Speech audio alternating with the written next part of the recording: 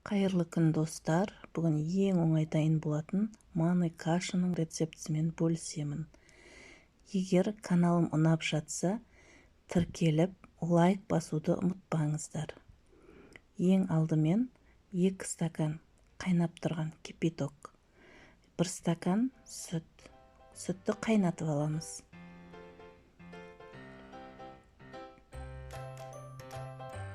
Сүт қайнады, астын басып өшіріп қоямыз. Енді сковородкаға қайнап жатырған суды үстіне 2 немесе 3 қасық қант саламыз.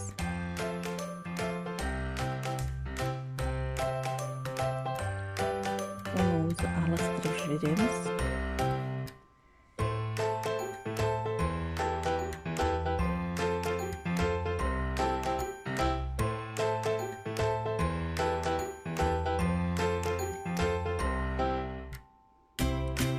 Қайнап жатқанда манный кашаны салса, ешқандай түйіршік пайда болмайды.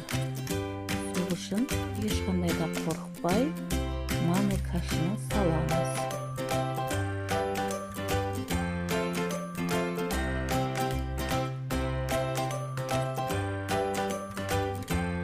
Манный кашаны араластырып аламыз, түйіршік болып кетпеу үшін. Ол әбден суға өзі еріп, қоюланып бастағанда үстіне қайнаған сүтті құйып жібереміз.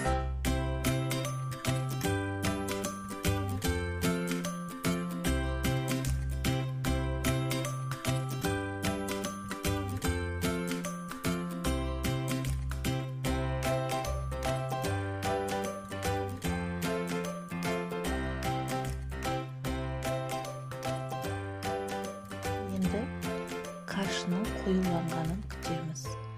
Астын өте жайға басып тастаймыз. Міне уже кашамыз дайын. Оны тәрелкелерге салып, әркім өз бетінше әрлеуге болады.